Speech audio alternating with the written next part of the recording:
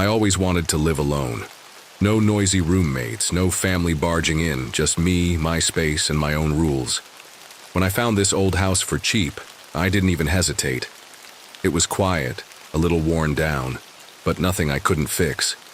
The landlord seemed relieved to finally have someone take it. He barely asked any questions, just shoved the keys into my hand and told me to call if I needed anything. Looking back, I should have asked why the last tenant left. The first night, I noticed something strange. As I lay in bed, half asleep, I heard a soft tap, tap, tap, coming from inside the walls. It wasn't the usual house-settling noises. This was deliberate, rhythmic, like someone was knocking from inside. I told myself it was nothing, just pipes, maybe a mouse. But then it happened again the next night and the night after that. Always at the same time, always in the same spot. By the end of the first week, I wasn't just hearing tapping. I was hearing whispers. Something is in the walls. At first, the whispering was faint, like a distant conversation muffled by thick layers of drywall. I thought maybe I had noisy neighbors, even though the house was supposed to be detached. But the more I focused on it, the more it sounded like words. I started pressing my ear against the wall, trying to make sense of it. "Let me out." I jumped back so fast I nearly tripped over my own feet. My skin turned ice cold. I stood there, heart pounding, staring at the wall as if expecting it to crack open right in front of me. I forced myself to laugh, out loud. Yeah, okay, definitely just hearing things. That night I left the hallway light on. The next night the whispers returned. "I know you can hear me." The voice was clearer, closer. I wasn't imagining it. I didn't sleep at all.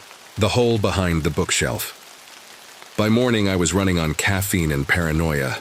I needed to know what was behind that wall. I knocked along it, listening. It sounded hollow. Not like drywall covering pipes, but like an empty space. A hidden passage. I searched the house looking for any sign of an attic door, a crawl space, something. Nothing. The floor plan didn't show any extra rooms, but something was definitely behind that wall. That's when I noticed the bookshelf. It was a heavy, old wooden thing that came with the house. I hadn't even thought to move it, but when I pulled it away from the wall, my stomach dropped. Behind it was a hole, a small round hole in the wall, big enough for an eye to look through. I don't know how long I stood there staring into that black void. My brain refused to process what I was seeing. It wasn't a crack, it wasn't damage. It was a perfectly round, intentional hole. Hey guys, before we continue, it takes a lot of time making these videos, so that would be awesome if you liked and subscribed. Someone had made it, and someone or something had been looking through it. I should have left. I should have packed my bags right then and there, but I didn't. Instead, I grabbed my phone and turned on the flashlight, aiming it at the hole. The light barely penetrated the darkness, but I could see just enough. The space behind the wall was not part of the house. It was a gap, an unnatural, empty void between the rooms, just wide enough for a person to squeeze through. My stomach churned. Someone could be in there. Someone could have been in there this whole time, watching me, listening to me, whispering. I swallowed hard and reached toward the hole, intending to cover it up. That's when I felt the air shift. A warm breath, slow and deliberate, brushed against my fingers from the other side. I yanked my hand back so fast I hit the shelf, knocking books to the floor. I staggered away, heart hammering. I wasn't alone. The tapping is inside now. That night, I locked my bedroom door. I shoved a chair under the handle for good measure. My mind raced with possibilities. A squatter, a hidden room, a prank. Then at exactly 3 a.m., the tapping started again. Only this time, it wasn't coming from the wall. It was coming from inside my bedroom. I barely breathed. My body refused to move. I stared into the darkness, heart pounding, waiting for another sound. Tap, tap, tap, right beside my bed. I reached for my phone, hands trembling. I turned on the flashlight and shined it toward the noise. Nothing. The room was empty. The door was still blocked. But then I looked at the wall across from me. The hole was wider. Something had been watching me all night. And now, it was getting closer. I didn't sleep that night. How could I? The tapping had moved inside my room and the hole in the wall. It had gotten wider. I kept my phone's flashlight aimed at it, expecting something to emerge at any second. My brain fought against the reality of the situation, trying to rationalize it. Maybe I had imagined it. Maybe I was overtired. But deep down, I knew the truth. Something was inside the walls, and it was watching me. I sat there frozen, listening for any sound. Minutes passed, then hours. The tapping didn't return. The whispers were gone.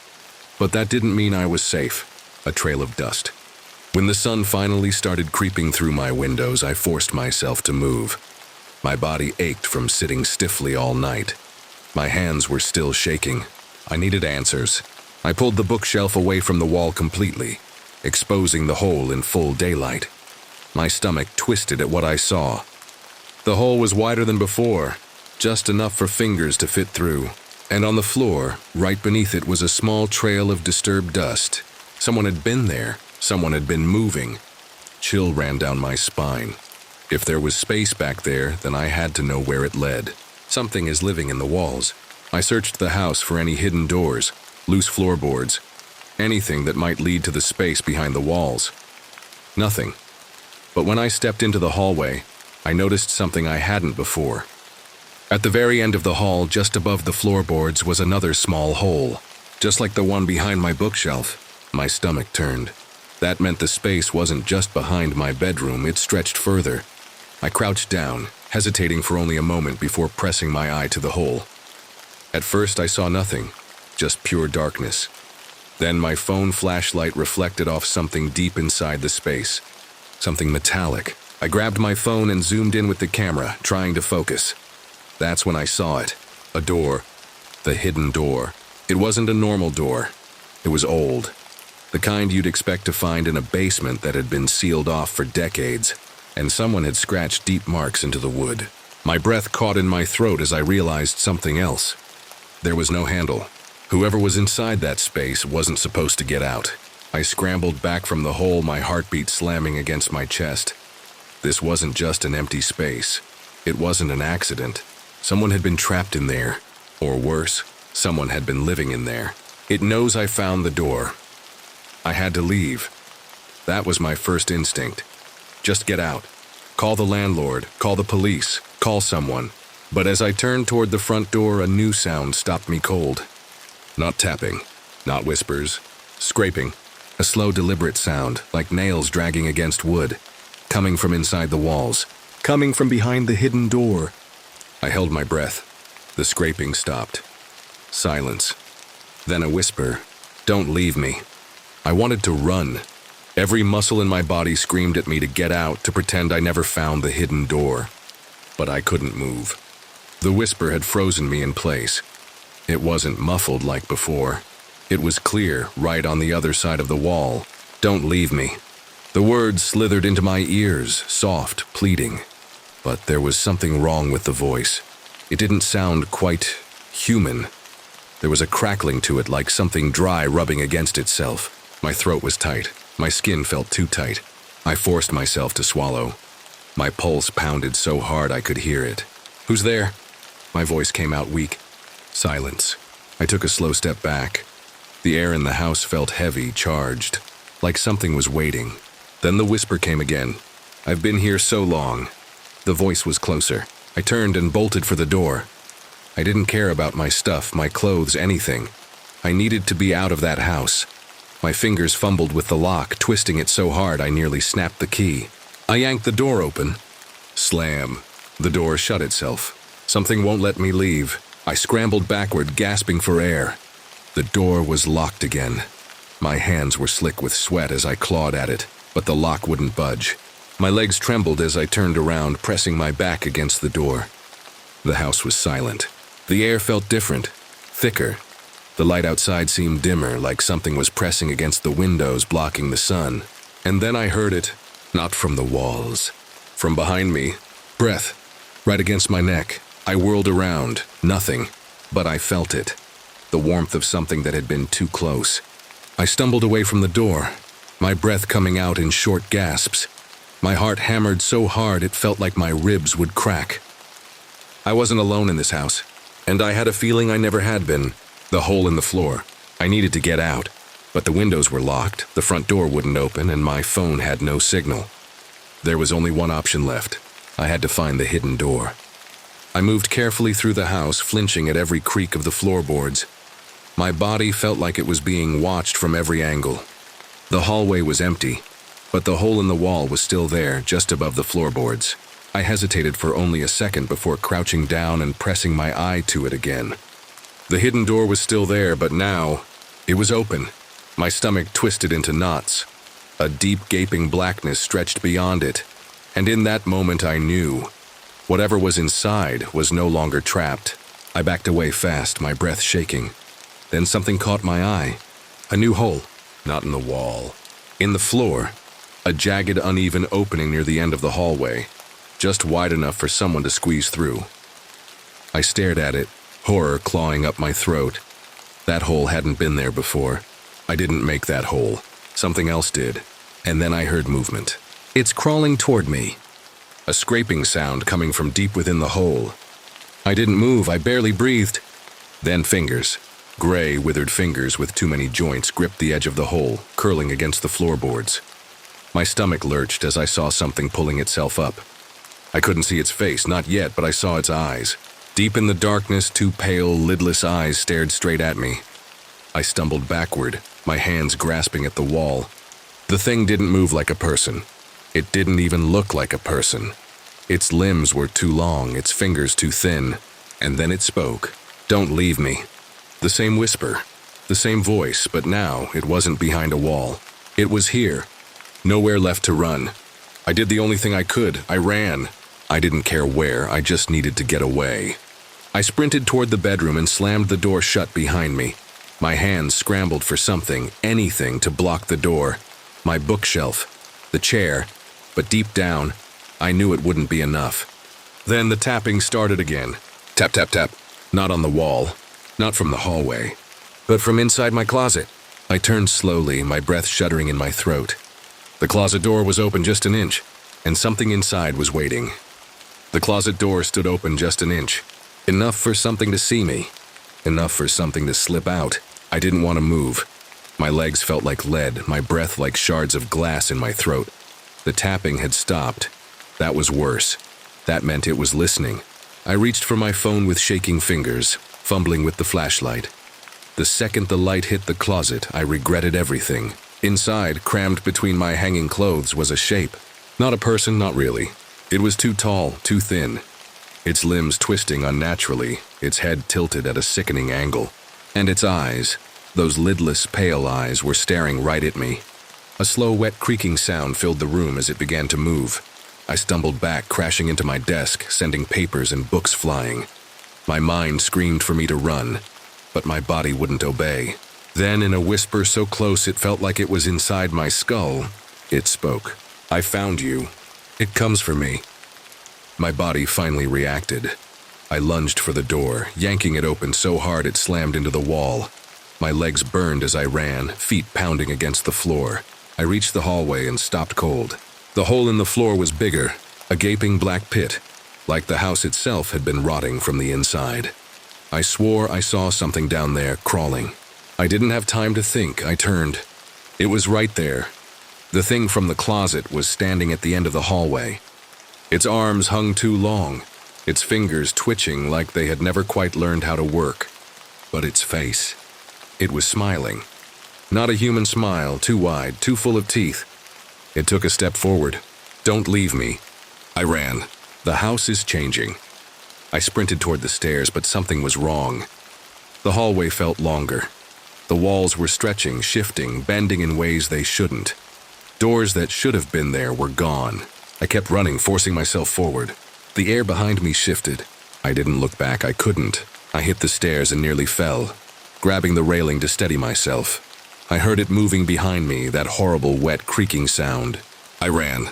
I hit the bottom floor and lunged for the front door. Locked. I clawed at the deadbolt, twisting and pulling, but it wouldn't move. The key wasn't in the lock anymore. It was gone. Then I heard it. Not from behind me. From above. I looked up. It was crawling on the ceiling. Nowhere left to run. The thing was sprawled above me, its limbs bent at unnatural angles, its head snapping to the side as it grinned down at me. It opened its mouth, stretching too wide, its jaw clicking. unhinging. A sound slithered out, something between a whisper and a laugh. "I won't let you leave." I turned and ran toward the kitchen. There had to be something I could use, a knife, a chair, anything. The kitchen was wrong. The walls weren't where they should have been. The cabinets were taller, stretching up into darkness. The sink was gone. The house was breaking. I grabbed the closest thing I could find, a metal stool, and turned just as the thing dropped from the ceiling. I swung. It hit the creature's arm, bending it backward with a sickening crack. It didn't even react. It just laughed. The basement door. I ran again. There was only one place left. The basement? I had never been down there before. The door had been nailed shut when I moved in, but now the nails were gone, like it had been waiting for me. I hesitated, my breath coming in ragged gasps. Then I heard it. Thump, thump, thump. The sound of bare feet slapping against the floor behind me. I yanked the door open and plunged into the darkness. The second I stepped inside, the door slammed shut, and I realized my mistake. I am not alone down here. The basement was wrong. It stretched out into nothing. A vast, empty space that didn't belong in this house. It smelled like rot and dust. And in the farthest corner, barely visible in the dark, was another door. A twin to the one in the walls. I didn't want to go near it. Every instinct in my body screamed not to, but there was nowhere else to go. The air felt heavy, the walls whispered. I took a step forward. Then the voice came again. "You should not have come here." It didn't come from the walls. It came from behind me. I turned, my heart slamming against my ribs, and in the darkness something moved. The true horror. It wasn't the creature from the closet. It was worse, a shape too big, too wrong, too ancient. Its eyes glowed, and they were everywhere. The whispers weren't whispers anymore, they were screams. The thing reached for me. I ran. I sprinted for the far door, my lungs burning. The walls shifted and stretched, reaching for me, the house itself trying to swallow me whole. I slammed into the door, grabbing the handle, twisting, and I fell into blackness. The last thing I heard before I hit the ground was the voice whispering in my ear. "Now you understand." I fell for what felt like forever. The darkness swallowed me, endless and absolute. My stomach twisted in free fall, my scream swallowed by the void. Then, I hit the ground. The impact knocked the air from my lungs. Pain shot through my ribs as I rolled onto my side, gasping. The floor beneath me was cold, damp, breathing. I forced myself up, my body ached, but I was alive. And then I saw it. The door. The same door from the wall. The same door from the basement. The source of everything. It stood in front of me, tall and ancient, covered in strange markings that pulsed like veins under the skin. This wasn't wood. It was something else. The whispering void. I looked around, my breath coming in sharp gasps. I wasn't in the basement anymore. The walls stretched out into nothingness. The space around me was wrong, endless yet crushing, silent yet filled with whispers. I wasn't alone. Shapes lurked in the darkness, tall, shifting figures, half-formed, half-real, watching me, studying me, eating. The door hummed, a low, deep sound that rattled my bones. I knew somehow, instinctively, that it was never meant to be opened. Yet it had been, and something had come through. The truth behind the door. Footsteps echoed behind me. Slow, deliberate. I turned, my hands trembling. The thing from my closet stood just feet away, but it was different now. It had grown, twisted, its limbs longer, jagged, insect-like. Its face was a shifting mass of teeth and eyes, and when it spoke, its voice was no longer a whisper. It was many voices. "You should not be here." I backed away. My mind screamed at me to run, fight, hide, anything. Then the door shuddered. The thing flinched. For the first time, it looked afraid. "It wakes," it hissed. The air shook. The space around me rippled. Something behind the door was moving. Something worse. And I understood. The thing from my closet wasn't the monster. It was the guardian, and I had let it fail. The final choice. The ground trembled beneath me. The whispers rose into a screeching wail. The door bulged, as if something on the other side was pushing through. I had seconds. I lunged for the door. The creature screamed and grabbed me, its claws digging into my skin. "Close it." Its voice was pleading. "Before it is too late." I reached for the handle, but my mind was fracturing. The door pulsed beneath my fingers, and I saw a glimpse of what lay beyond. An endless void of writhing, shifting horrors. Something vast, ancient, and hungry. It saw me, and it smiled. The door closes. I yanked the door shut. The second it latched, the world collapsed. The creature let out a wail of agony as the darkness ripped away. I felt myself being dragged, pulled, hurled. And then, I was back. Aftermath. I woke up on my bedroom floor. The closet door was gone. The basement door was sealed shut, and the house was silent. For the first time since I moved in, the air felt normal. The nightmare was over, or so I thought. One last message. A week passed. I didn't sleep much. The events replayed in my mind over and over. Then last night I found something. A note, stuffed under my bedroom door. Scrawled in jagged, desperate handwriting. 4 words. It will wake again. And this time I won't be here to stop it.